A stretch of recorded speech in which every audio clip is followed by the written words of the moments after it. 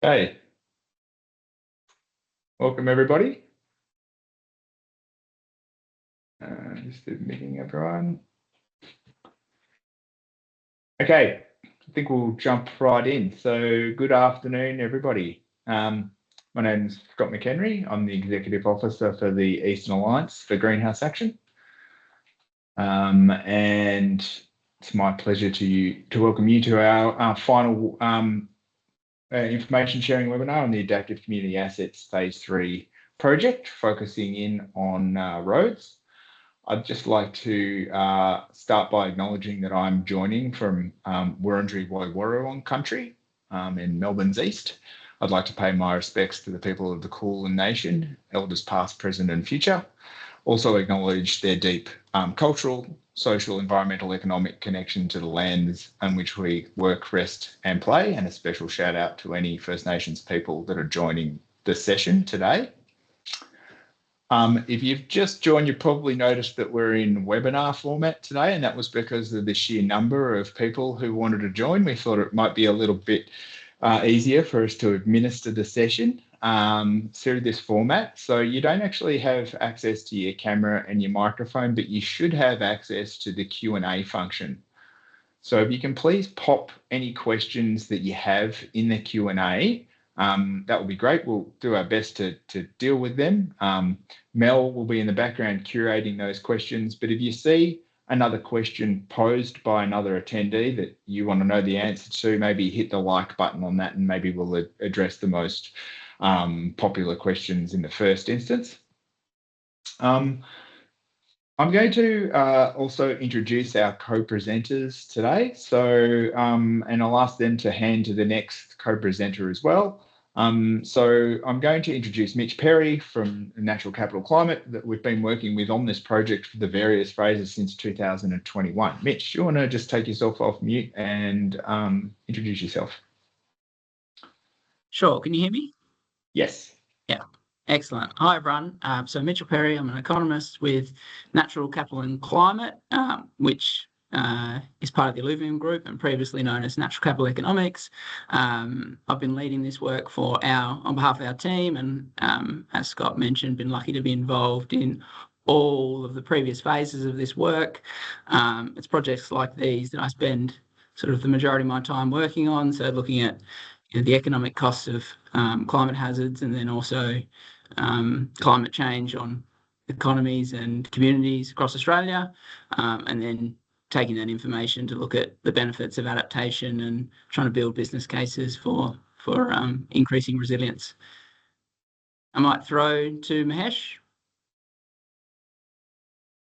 Thanks, Mitch. Mahesh Prakash from CSIRO. So myself and my team, we are heavily involved in climate modeling and climate risk assessment, both in Australia as well as overseas.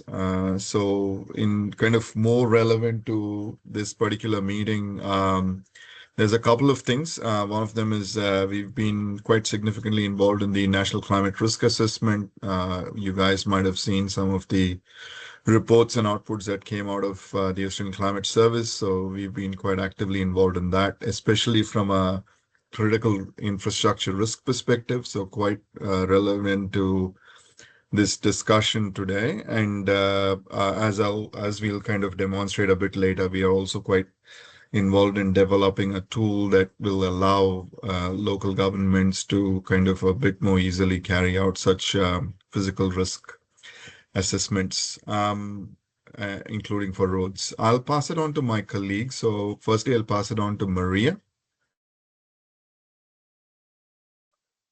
You there, Maria? Yes, thanks, Mahesh, and thanks for making me co-presenter here so I can unmute myself. Hi, my name is Maria Wikström. I'm a product manager, so working across the different tools that we're developing for Indra. So I'm responsible for listening to what users need and want and make sure that we can do that in our tools.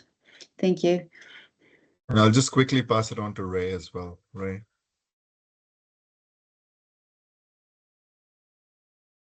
Good afternoon. I'm Ray Cohen from CSIRO Data 61. I've been involved working with Mahesh on the National Climate Risk Assessment. And yeah, my team do a lot of work in the natural hazard space. and looking at how to link future climate projections with future hazards. So very happy to be here, but I'll pass on to who's next. I think that it's might back be to it. me. Yep. Back to Scott, I suppose. Thank you. So as you can see, we've got a team of superstars on adaptation working on this particular project. I've been managing it from council side. So this is I guess a consortium project. 4 alliances here on the screen covering the 32 councils in metropolitan Melbourne, but we feel that the learnings and insights from this particular project are going to be applicable to all councils, even those beyond the Greater Melbourne Study region. On that point, I'll quickly do a bit of a recap on the project's key objectives, which is really about understanding the business case for adaptation and really looking at and examining the costs and benefits of different climate change adaptation options for all of the community asset classes and infrastructure owned and managed by councils across Greater Melbourne.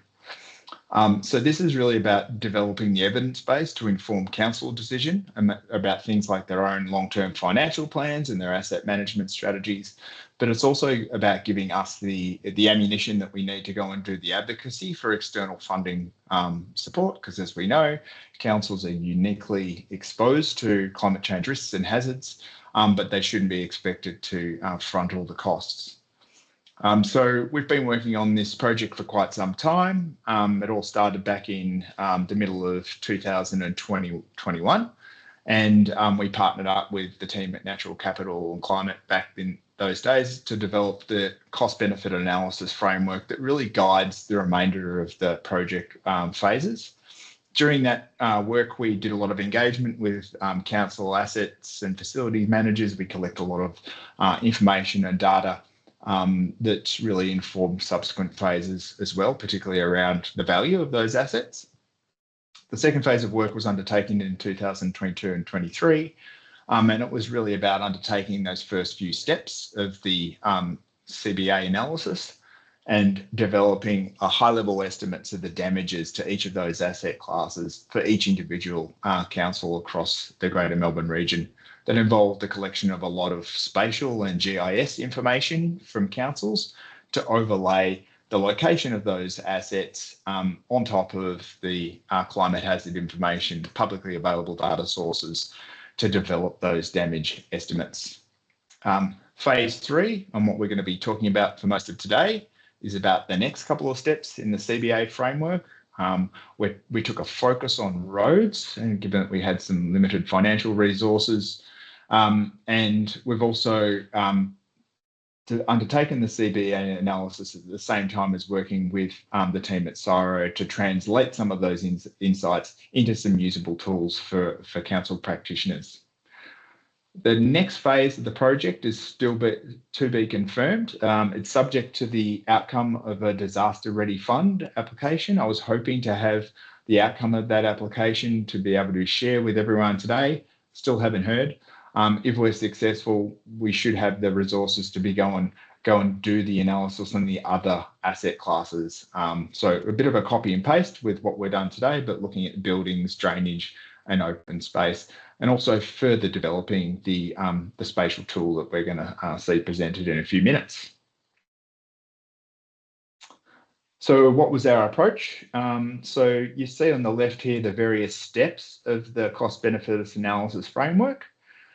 So that base case estimate that we developed in phase 2 was really the sort of what happens when you do nothing and no adaptation is undertaken.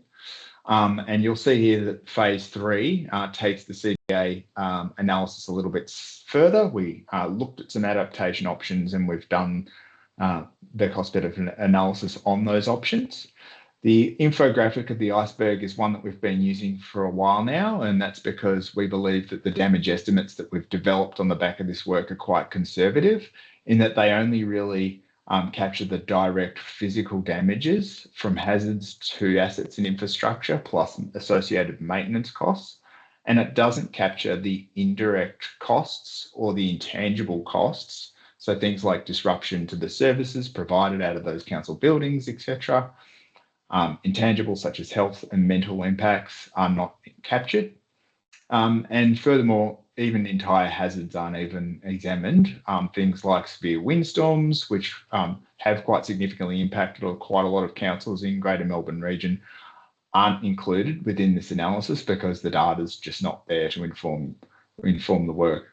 And even in some of the publicly available data sets, we've had quite significant limitations. So for instance, a majority of the Melbourne water flood data Ling used hasn't included climate change for impacts in that data. So it's been limited, and we think it's a significant underestimate of the actual damages councils are facing. So how bad does it look? In short, pretty bad. So you won't see this graph on the right within the report. It's a bit of a compilation of the data from phase 2 and phase 3 together that the EAGA team developed, and Mitch tells me it's not quite 100% correct from an economics perspective to group these things together because some of the information and data hasn't been indexed in a similar way, but it is illustrative, and what it does show you is how the damages have the step change increase in damages from what we reported back to councils in 2022-23 compared to what we're now estimating. So the revised estimates sort of have doubled in effect. So 350 million per year in the near future to 2050 and out to 710 mil per year in the more distant future. So increases of around 70% near term and 250 in the more distant future from present day. And when we look at those damages alongside the other asset classes, you can see this is all being driven by the revised estimates on the base case that we've done on roads. But what this graph shows too is that those damages are actually accelerating into the future, which means that the business case actually improves over time. And I think Mitch is going to talk a little bit more about that on the next slide, which does include a graph that you'll see in the report, again, with a bit of a comparison from phase 2 to phase 3 results, but broken down by hazard. So I'll throw it over to you, Mitch, to talk us through the next handful of slides. Thanks, Scott. So as Scott's pointed out, the work we've undertaken in this phase does see average annual damages to roads increase under the base case relative to what we reported in the first phase of the project. That's driven by some changes to the inputs and assumptions that feed into the economic model.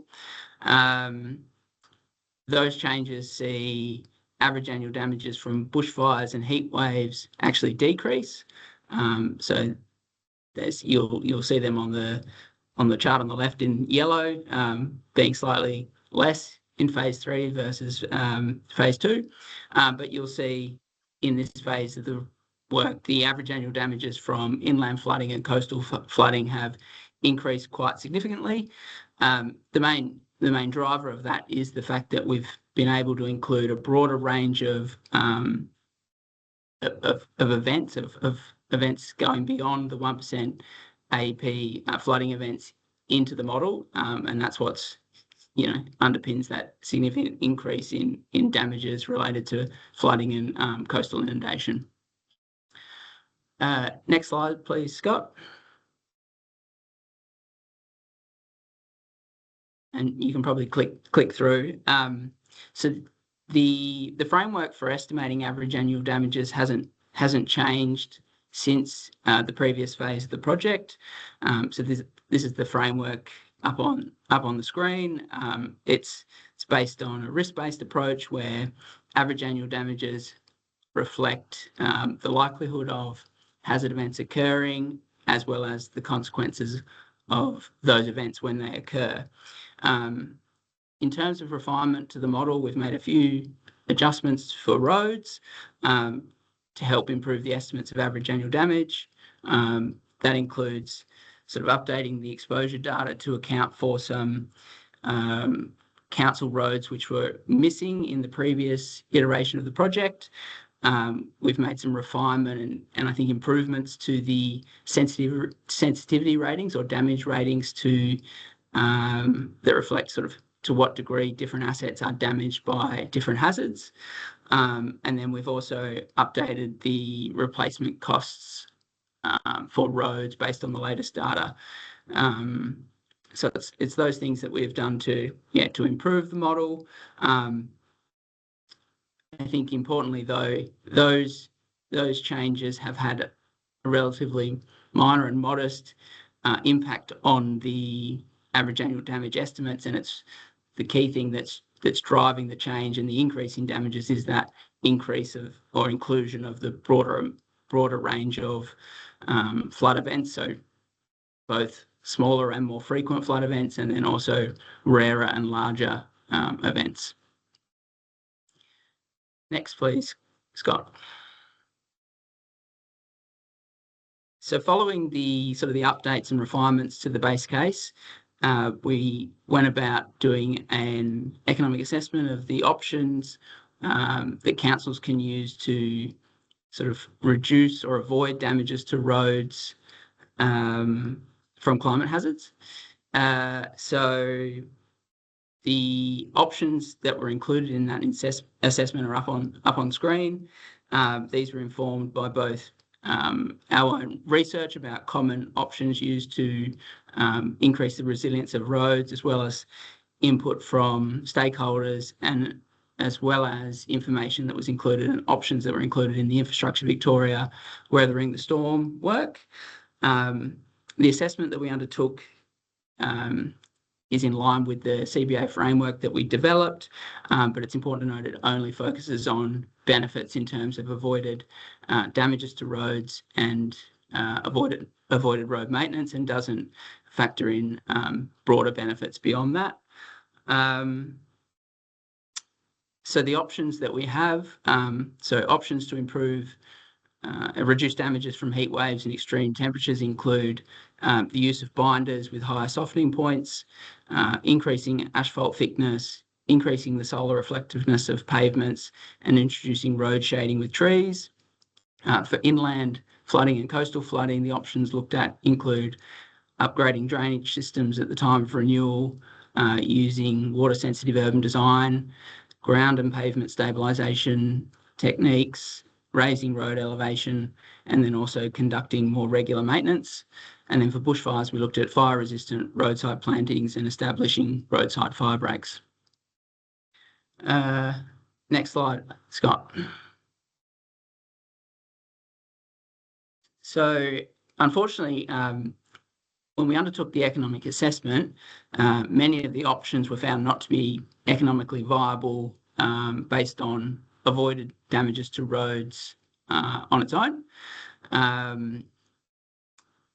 The one, I guess, key exception to that was conducting more regular maintenance, which was shown to have a net benefit. That is, the cost, the benefits through reduced damages outweighed the cost of investing in more regular maintenance. So it appears to be a really promising option for councils to implement and reduce those damages, noting there's a need for resourcing and funding to be able to do that. The other options which came out as being potentially viable were upgrading drainage systems at time of renewal and also ground and pavement stabilisation. So through sensitivity analysis, we're able to show that these options, can be viable in certain circumstances, but not always. That is situations when the costs are perhaps on the lower end of the spectrum and when risks are at their highest. So they're also potentially good options for councils to use, and we do know that councils are already using those options in some instances. And then the other option that was shown to be potentially viable was raising road elevation to protect from sea level rise and permanent inundation. So that one was shown to be a viable option for protecting roads in present day, but the investment case becomes less strong into the future as the need to raise the road higher and higher increases.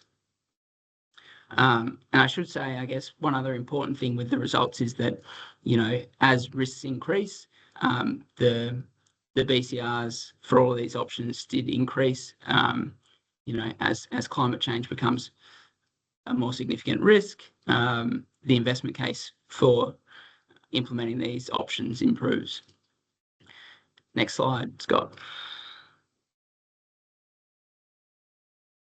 So as I sort of I've alluded to, I guess the results of this assessment don't tell the whole story, and that the key thing that's needs to be highlighted is that the results are only reflecting the benefits of avoided damages from climate hazards to roads, and they're not taking into account the broader benefits that many of these options are expected to deliver. Things like additional benefits through reduced damages to nearby properties, also reduced costs associated with travel delays and road closures. So it's those sorts of things, if also factored in, would help strengthen the investment case for a lot of these different options. That being said, the results do clearly show that more regular maintenance is a very viable option for councils to use to reduce damages. And we think that, the results of this work actually underestimated, because they are looking at hazards in isolation, when more regular maintenance has the potential to provide benefits of reducing damages, across all the different hazard types. Included within the report is a illustrative case study which helps to show sort of the potential magnitude of the benefits of of local councils investing in more regular maintenance. So the outputs of that little case study are shown on the slide here, and show that for every $1 invested today, councils might see $1.10 returned, but in the more distant future, for every $1 invested, that could be as high as $2.30. So it has potential to be a really significant, provide a significant benefit to councils. Is there anything else you want to add there, Scott, or should we move on to the next slide? I think you've captured it well. I think we'll press on. Okay. So the other thing that we just wanted to mention here was the Infrastructure Victoria's Weathering the Storm report. Our work has a lot of similarities, and this project has a lot of similarities with the work that was done by IV, including which included some case studies on increasing the resilience of roads through case studies. But while our work was informed by that project, there are some differences in the outcomes, and we just wanted to sort of talk to why that is. And the key things really are that this work is focused on, our project is focused more on local roads, and tries to encompass sort of roads across the whole of Greater Melbourne, whereas the Infrastructure Victoria work focused on a major arterial road at specific sites. And so those differences have led to different outcomes of the BCR and different benefit cost ratios. The other big difference is that in the Infrastructure Victoria work, they were able to include indirect and intangible impacts, which really, I guess, helps strengthen the case for investing in adaptation options and resilience. But I guess, there are also some similarities, and that one key one being that both projects find that investing in more regular maintenance is a really strong option for councils to reduce damages from climate hazards going forward. Next slide, Scott.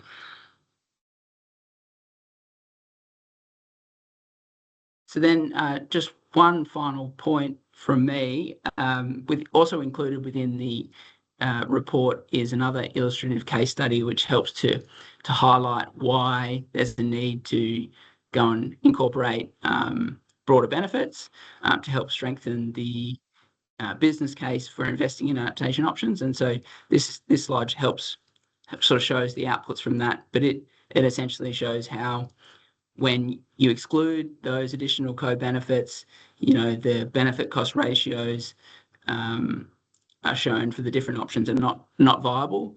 Under a scenario where there's low traffic for a road, say, which means, you know, a low level of indirect benefits, you know, the investment case or the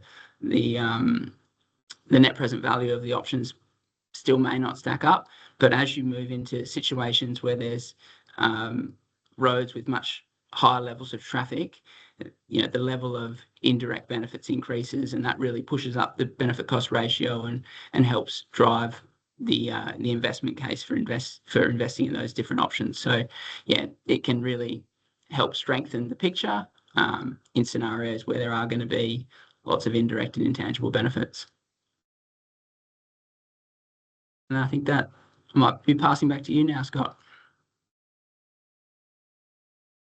Yeah, thanks, Mitch. Yeah, and I guess this slide's really sort of just reiterating some of the points that you've just made in the last few around those other factors that are really underpinning a business case, and highlighting the fact that place-based and site-specific assessment are still required. So this form of top-down analysis is quite coarse and can point councils towards the areas of best bang for buck. But obviously you really need to do that site-specific assessment that can consider those other things that you've just mentioned, Mitch, like damages to neighbouring properties. This picture on the right is a good one to illustrate the co-benefit angle too, where a particular solution like worsted with canopy cover may well help address both damages, both from heat and flooding. And I think at council practitioners who are delivering these solutions are already sort of considering these things in their day-to-day practice, but they are excluded from this form of top-down analysis. So the investment decisions that councils are making have got to account for all these things like traffic volumes, you know, the availability of replacement materials, all come into an investment decision, which creates complexity. So it's really about understanding the right level of investment at the right time and trying to avoid potential maladaptation. So how do we sort of take some of these insights into our daily practices as council officers? We're going to actually throw to our friends at CSIRO now to talk to some tools that they're developing to help councils do exactly that. So I am going to stop sharing my screen, and then I am going to ask you, Mahesh, to share yours. Is it Maria who is going to share? Yeah, look, Maria will be giving a bit of a run through of the tool, but maybe Scott, if you could just leave it at that slide. I was just going to talk to that slide, just providing a little bit of context, and then I'll pass it on to Maria for her to share her slides. Yep. Okay. Great. Thank you.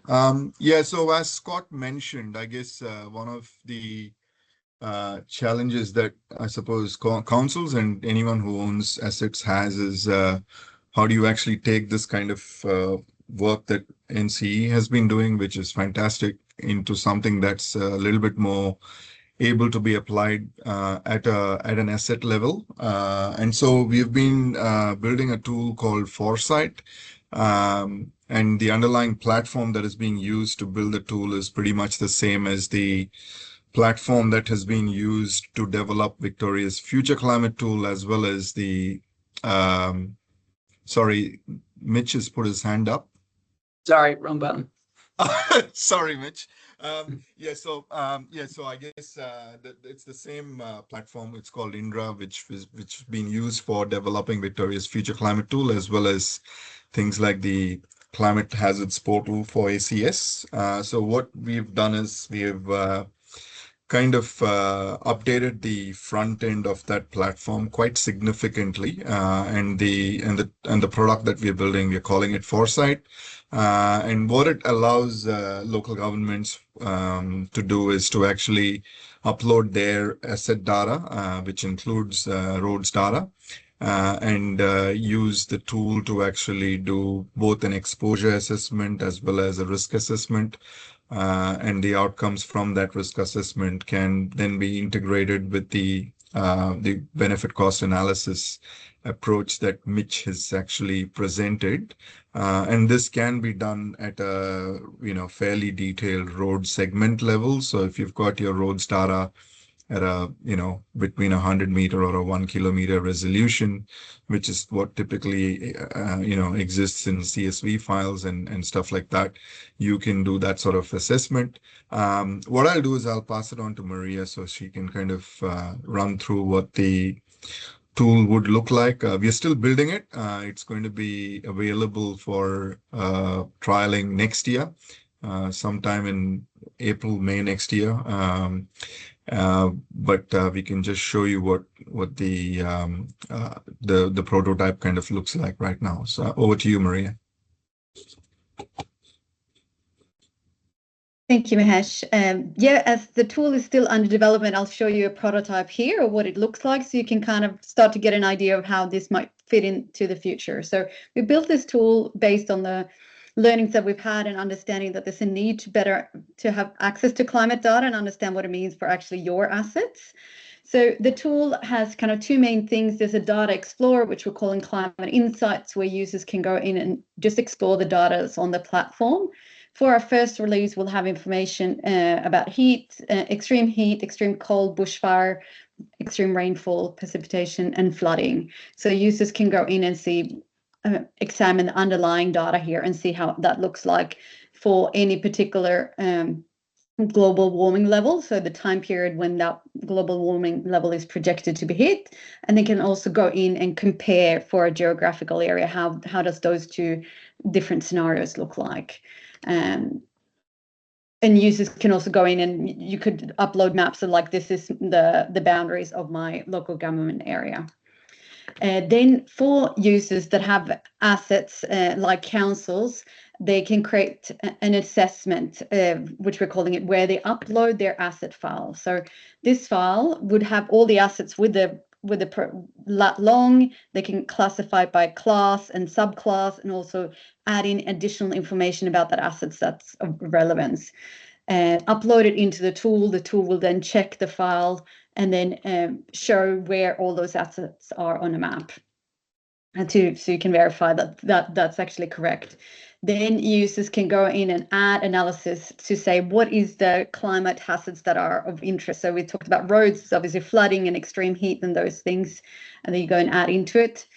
Similar to Mitch shown that there's like risk is the when you multiply the likelihood, which we're calling exposure here, and the impact or the consequence. So if I jump straight away to a risk analysis to show that one, if you select, I'm interested in looking at extreme heat, what does that mean for my assets? You can then also bucket them themselves. So imagine a risk matrix of like 4x4, the likelihood low to extreme, and you can define what does that mean for the assets that I have. Then going into defining the impact, which is what Mitch showed as the consequence. So in this first version of the tool, this is going to be the users will say for this type of subclass, if it is here I have roads, buildings, and airfields are the other different classes, but you might have roads as one class and then go further down into that. But for example, asphalt or on-road parking, these are just made up examples. So you can define what the impact is, or you can be informed by a model or a tool to define what this is, and when you have more information. But usually it's the asset owners that have that information. And once that's been defined, it makes this into kind of a risk matrix, like a 4x4 with likelihood and consequence multiplied, and you can see how those assets are colored in for the risk, and then you can investigate that over the different type of scenarios that you have. So that's what the tool is going to have. And this, I just want to show you this tool because it's going to provide the basis of more things that we can add to this later on to, for example, to build in what would the impact be for certain, build in that model, and also build in what is the cost for those things could be. But for now, the first release of the tool will have an export so users can take this and continue working on it in a spreadsheet or things like that. But we're really keen to hear any inputs of how we can improve this tool and make it useful for councils as well. That was a quick view of the tool. Thank you. Awesome. Thank you, both Mahesh and Maria. We will just jump back to the slide deck. We've got a few more slides to go through and then we'll move to Q&A, but that's looking really great and exciting. Looking forward to hearing more and also reaching back out to councils when you're ready to do some testing as well. Okay, so steering back the conversation onto costs and just quickly referencing a report that was released last month by the Australia Institute, which really looks at the divergence between the insured disaster costs incurred by councils versus their income over time. And what you can see here is a pretty scary trend. It's probably no surprise to anyone either. The trend looks really the same for each jurisdiction in the country. And on the back of that research, the Institute is calling for new revenue sources to be created to cover these costs, such as a climate disaster levy on fossil fuel companies. We have included the link there in the slides, which you'll receive later on, and you can go and have a look at that one as well, which is going to be helpful for our broader advocacy work that we're planning on in and around adaptation funding. On the topic of advocacy, just calling out this report, Adapting Together, produced by the ALGA and launched at the ALGA's National Assembly in July this year. It's a bit of a stocktake report on the current expenditure that councils are doing around adaptation and valuing that or estimating that as around $400 million per year. Out to $2 billion out to 2030. So it's, we think, also a bit of an underestimate of the actual spend that councils are doing, but it also does its own economic modelling on the benefits that that investment will return at around 2.2 to 4.7 billion.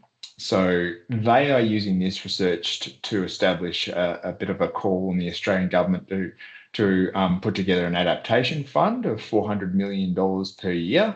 But obviously that's not going to go particularly far, around 537 councils. Again, just the tip of the iceberg. And so I'll point you towards scenario 2 in the NCC report, which really demonstrates that about 10% of that $400 billion fund could just go on resilience and enhancements to 7% of the most flood affected regions in Greater Melbourne alone. So I think we've got to really work on evolving our advocacy asks with our partners like the MAB and the ALGA to make it more representative of the actual needs and requirements of councils. Many of you probably would have seen the National Climate Change Risk Assessment and the National Adaptation Plan in the media in the last couple of weeks. That was released at the same time as the government released its new emission reduction targets under the Paris Agreement. Great to have the CSIRO team here who worked on the work with the Australian Climate Services. The National Climate Change Risk Assessment examines 10 hazards over 8 functional systems. And with its release, they've also provided 15 new national data sets that we encourage councils to have a look at. It's relatively high resolution data at the LGA level, even lower at the statistic aerial level. The example on the right is a snapshot of climate social vulnerability index. And there's other interesting data in that report. The one at the bottom is a bit of a snapshot around the projected increases in heat-related mortality rates under different global warming levels. So information like this can be used by councils to shape up some of their community engagement initiatives and services as well. It's important to note that the National Adaptation Plan doesn't actually include a comprehensive list of policy and funding initiatives to address the risks that are identified in the NECRA. It does include an intention to develop an action agenda on adaptation with the states and territories and local government. The alliances have been advocating for quite some time for a more structured partnership with other levels of government to help develop a coordinated response to these shared risks. We think the best way to do that is through a multi-level governance arrangement. So that's a sort of a step change in how we're currently doing governance for climate change. If you'd like to know more about that, have a look at some of the advocacy submissions on the Alliance's websites. There's a number of other pieces of work that are now happening in parallel around the sector, many of which including the same councils that are captured in the adaptive community assets work. The good news is that this work has been carefully coordinated, and the project managers for these respective projects are meeting regularly to compare notes, share information, and work out how we can eliminate duplication and effort, but also leverage the findings of our respective projects.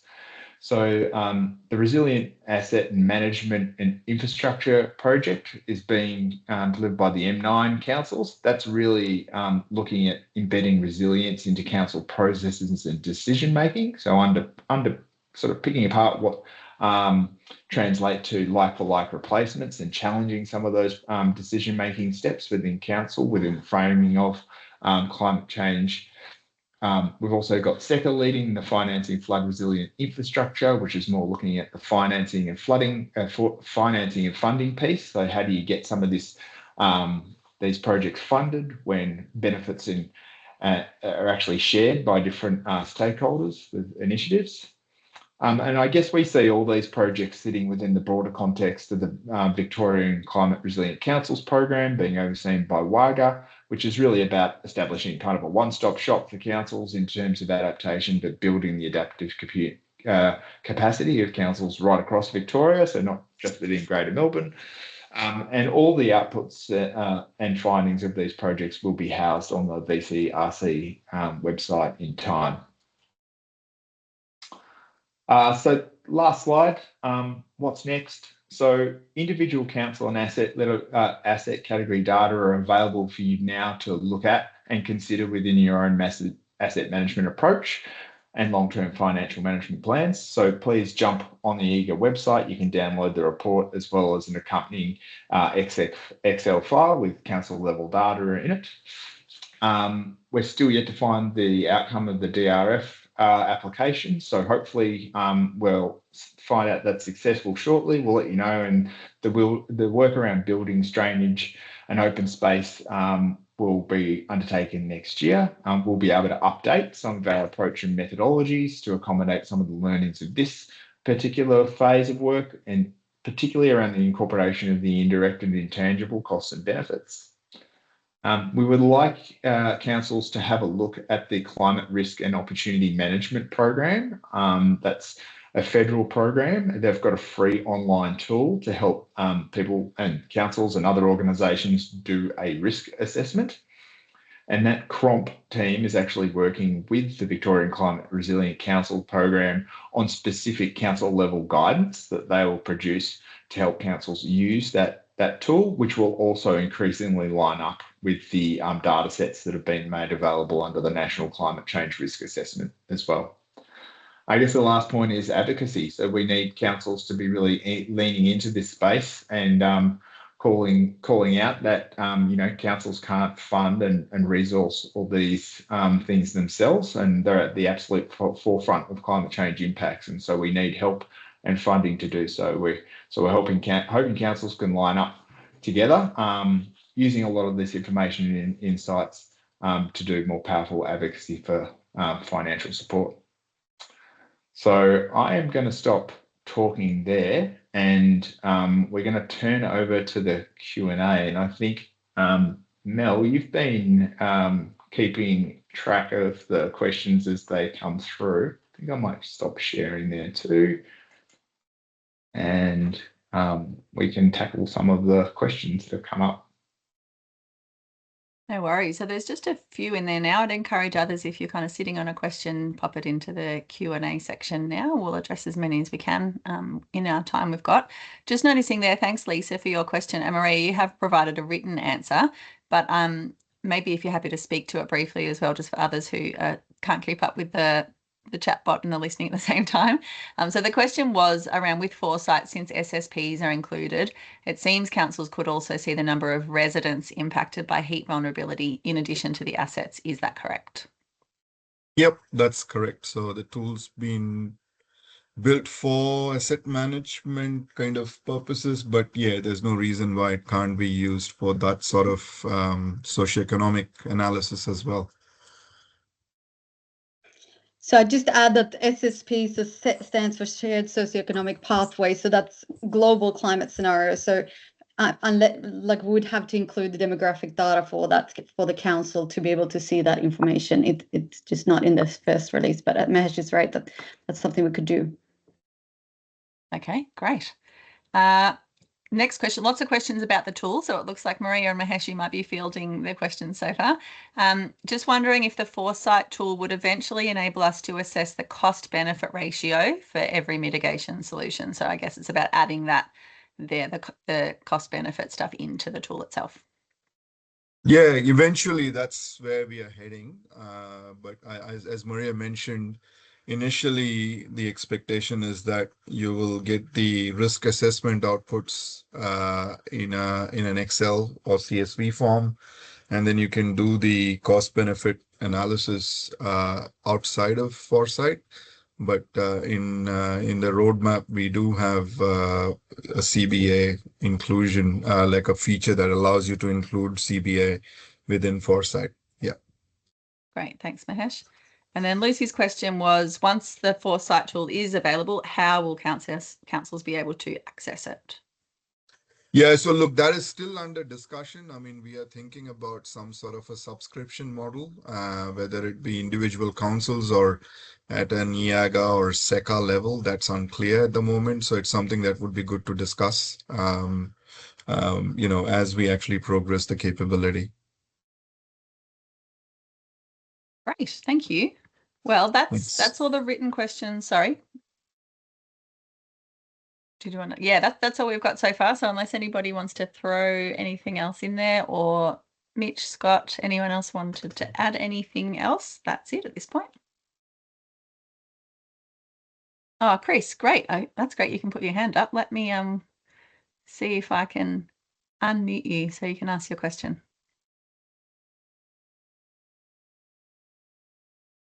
How's that? Have a go at unmuting yourself, Chris. Yeah, that's better. I just had a question about the increased use of binders with the higher softening points. I noticed in the summary that I think they had them valued between $2 to $23 a square meter. So I'm probably just curious why there's such a discrepancy in that cost per square meter for a binder. I don't know if that can be explored a little bit.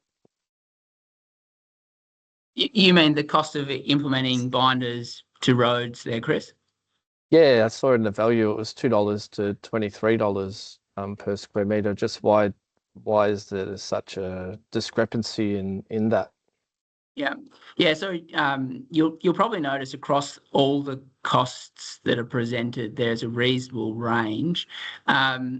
The reason for that is simply, the information we had on hand as to what the cost of using binders or other options would be for both specific or different types of roads, but then also across the region. So when sort of researching the different options, there is a level of uncertainty around what the cost would be, and so that's why there's some reasonably large ranges around those, and then those ranges are used in the economic analysis for sensitivity testing to say, what does the cost have to be for these options to stack up. And if I can probably add to that, as part of the methodology for the project, we sent out a survey and we did interviews. So the inputs to the model are basically, to a large extent, sort of driven and steered by that. So there's the research piece around what we can find that's commercially available, and then that's kind of sense checked with the stakeholder engagement as part of the methodology. Again, it's a very catch-all kind of framework. So if you were doing a project, you would be using the same CBA framework, but you would be using potentially some site-specific quotes that you would have from providers, and then using those values as an input rather than these sort of generic and catch-all figures that we've used for the region-wide specific assessment, if that makes sense. Cool, thanks Mitch and Scott. There's a couple more questions that have come through. One around the road scenario and heat, and whether pervious pavement was included as an option, seeing that the recommendations were to make asphalt more robust to withstand heat. Made me wonder how pervious paving options can hold up. Did we look at that? It wasn't something that was included. Yeah,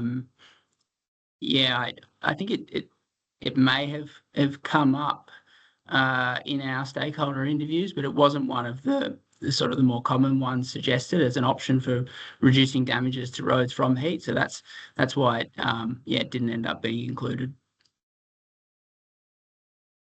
Cool, thank you. And this next question from James: we're currently in the process of submitting budgets for next financial year. In this short time, what percentage would, I think it is saying, what percentage like would you add or should we add to the cost of road renewal? So maybe in terms of this more regular maintenance thing, I don't know, James, if you want to clarify, but kind of around, is there a sort of guideline around the suggested additional percentage for that option? Oh, there you go. And actually, just to jump in, the next question that's just come in says, what does regular maintenance mean or cover? So maybe, Mitch, if you want to speak generally to kind of unpack a little bit more what you looked at when you meant regular maintenance as well as costings. Yeah, so our assumptions related to more regular maintenance were informed by the work of IV and the scenarios they developed around more regular maintenance. So I can't recall off the top of my head the exact scenarios that we've costed out, but that's all. Yeah, it's all sort of based on the assumptions that were developed for the IV work, and so we've applied those here with some amendments to account for the different types of roads that we're looking at, and so that's what's informed it. And you'd be able to, if you open up the report, that's all should be clearly articulated what the assumptions were underpinning that scenario. Cool. So within the report, potentially there's guidance of what, like around percentages of assumed costs of more regular maintenance.